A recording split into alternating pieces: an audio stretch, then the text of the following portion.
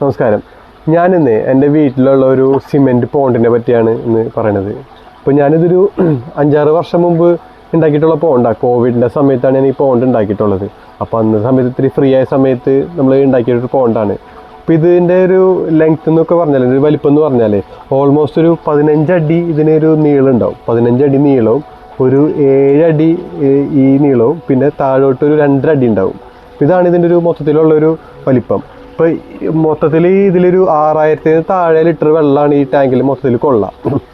പിന്നെ അവിടെ ഇച്ചിരി ഹൈറ്റും ഇവിടെ ഇച്ചിരി ഹൈറ്റ് കുറവുണ്ട്. അപ്പോൾ ഇവിടെ നല്ല ഫുള്ള് വെള്ളം ഇതിലെ വന്നിട്ട് കംപ്ലീറ്റ് അവിടെ ഒരു ഫിൽറ്റർ ഉണ്ട്. ആ ഫിൽറ്റർ വഴിയാണ് ഈ സംഭവം ഫുള്ള് ഇങ്ങനെ ക്ലീൻ ആയിട്ട് നിൽക്കുന്നത്.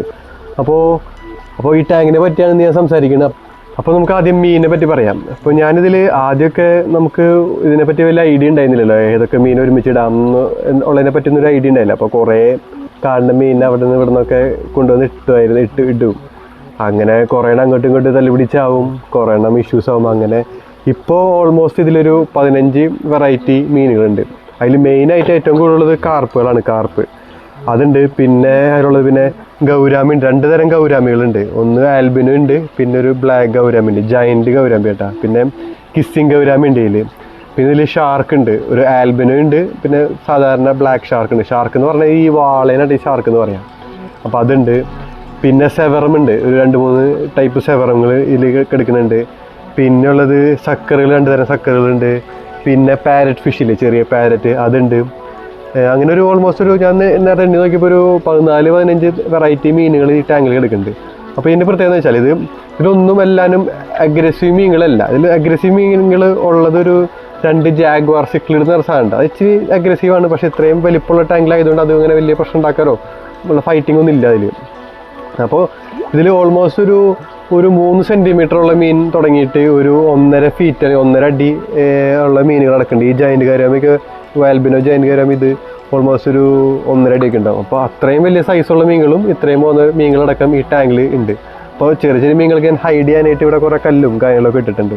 അപ്പോൾ അതാണ് ഇതിൻ്റെ ഒരു കാര്യം. ഓൾമോസ്റ്റ് ഞാൻ പറയാം 6000 ലിറ്റർ വെള്ളമാണ് ഈ ഒരു ഇതിൽ കൊള്ളുന്നത്. അപ്പോൾ ഇത്രയും മീനുകളുണ്ട്. ഇപ്പോൾ വലിയ കുഴപ്പങ്ങളൊന്നുമില്ല. മീനുകൾ എല്ലാവരും ഹോക്കി ആയിട്ടാണ് ഹെൽത്തി ആയിട്ടാണ് ഇരിക്കുന്നത്. അപ്പോൾ ഈ വെള്ളവും ഈ മീനുകൾ ഇത്ര ഹെൽത്തി ആയിട്ട് ഇരിക്കാനുള്ളൊരു മെയിൻ റീസൺ ഇതിൻ്റെ ഫിൽട്രേഷനാണ്. അപ്പോൾ ഫിൽട്രേഷനെ പറ്റി ഞാനൊരു അടുത്ത വീഡിയോയിൽ ഞാനിതിനെ കാണിക്കാം. കാരണം ഇത് രാത്രി ഇരുട്ടാണ്, ഫിൽട്രേഷൻ യൂണിറ്റ് ഇരിക്കുന്ന ആ ഭാഗത്താണ്. അപ്പോൾ രാവിലെ ഞാൻ ഒരു ദിവസം വീഡിയോ എടുത്തിട്ട് കംപ്ലീറ്റ് ചെയ്യാൻ ഫിൽറ്ററിനെ പറ്റി പറയാം. ഇപ്പോൾ ചെറിയ രീതിയിൽ ഞാൻ പറഞ്ഞുതരാം. ഒരു ഫിൽറ്റർ ഉണ്ട്. പിന്നെ ഇവിടെ കണ്ടില്ലേ ചെറിയൊരു വെള്ളച്ചാട്ടം പോലെ സംഭവമുണ്ട്. അപ്പോൾ അവിടെ നിന്ന് നമ്മൾ ഒരു ഔട്ട്ലെറ്റ് കൊടുത്തിട്ടുണ്ട് വെള്ളം വരാനായിട്ട്. അപ്പോൾ അതിങ്ങനെ പാസ് ചെയ്ത് വരുന്നുണ്ട്. ഞാനിവിടെ കുറേ ചെടികൾ പണിത്. അപ്പോൾ ചെടികളുണ്ട്. ആ ചെടികൾ കുറേ അമോണിയം പോലെ സാധനങ്ങളൊക്കെ എടുത്ത് വെള്ളത്തിന് നല്ല ഫിൽറ്റർ ക്ലിയർ ആക്കി വെക്കാൻ ഹെൽപ്പ് ചെയ്യും. ഓൾമോസ്റ്റ് ഒരു വർഷത്തിലൊരിക്കലൊക്കെ ഞാൻ ഫിൽറ്റർ ക്ലീൻ ആക്കാറുള്ളൂ, കംപ്ലീറ്റ് ഒന്ന് വെള്ളം ചേഞ്ച് ചെയ്യാറുള്ളൂ. അപ്പോൾ അത്രയും കാലം ഇതിൻ്റെ ഫിൽറ്റർ വർക്ക് ചെയ്യും. പിന്നെ എനിക്ക് വേറെ കാര്യം പറയുകയാണെങ്കിൽ ഒരു 2 ഇതേപോലത്തെ ഒരു ഫിഷ് ടാങ്കും പിന്നെ 2-3 അക്വേറിയം ഉണ്ട് എനിക്ക്. ഒരെണ്ണം വീട്ടിൻ്റെ ഉള്ളിലുണ്ട്. പിന്നെ നിങ്ങൾ കണ്ടിട്ടുണ്ടാവും, ഇത് ബാക്കിൽ കണ്ടില്ലേ, അവിടെ ഒരു അടിപൊളി ഒരു അക്വേറിയം ഉണ്ട്. അപ്പോൾ അതിലൊന്നും നല്ല മീനുകളുണ്ട്. ഞാൻ ഇതിനെ പറ്റി പറയാം. പിന്നെ വേറൊരു താമരക്കുളം അപ്പുറത്തുണ്ട്. പിന്നെ വേറൊരു ചെറിയൊരു ഫിഷ് ടാങ്ക് ഉണ്ട് ഇവിടെ. അപ്പോൾ ഇത്രയും ഫിഷ് ടാങ്കുകളുണ്ട് നമുക്ക്. അപ്പോൾ ഇതിനും കുറേ മെയിൻ്റനൻസും കാര്യങ്ങളൊക്കെ ഉള്ളൊരു സംഭവമാണ്. നമ്മൾ ജസ്റ്റ് മൈൻഡ് ആയിട്ടിരുന്നാൽ ശരിയാവില്ല. അപ്പോൾ എല്ലാ ദിവസവും ഇത് നോക്കി ഇതിൻ്റെ കാര്യങ്ങളൊക്കെ നോക്കി ഇപ്പോൾ ചിലപ്പോൾ ഫിൽറ്റർ ചിലപ്പോൾ പടയും. അപ്പോൾ അതൊക്കെ ഒന്ന് ശരിയാക്കി എടുക്കേണ്ട പണികളുണ്ട്. പിന്നെ ലൈറ്റിനെ പറ്റി പറയുകയാണെങ്കിൽ ആദ്യം ഞാനിവിടെ ഈ സൈഡിലാണ് ഇതേപോലത്തെ ഒരു ഫൂട്ട് ലൈറ്റ് പോലത്തെ ഒരു സംഭവം ഇതാ വെച്ചിരുന്നത്.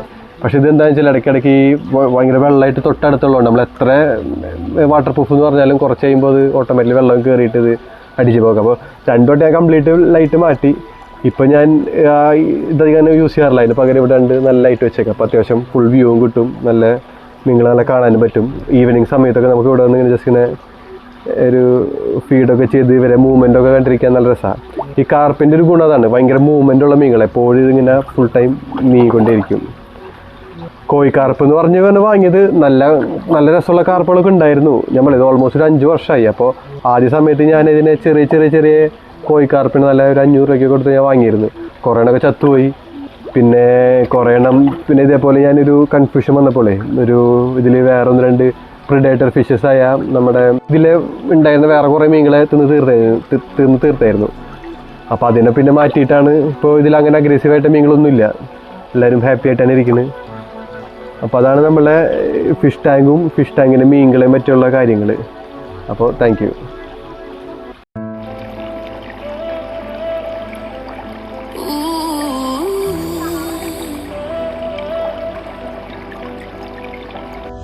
I swore I'd block your number for good, but here you are texting me you up. I know exactly where this is, on your side of the bed at 3 a.m. I tell myself don't fall this time, but you say my name and I lose my mind. Bad idea again, but I always let you back in. Every time I say I'm done, I'm lying. You walk in the room and I stop trying. You're a bad idea again, but here I am at your door at 10. Guess I never learned my lesson. You're a bad idea again.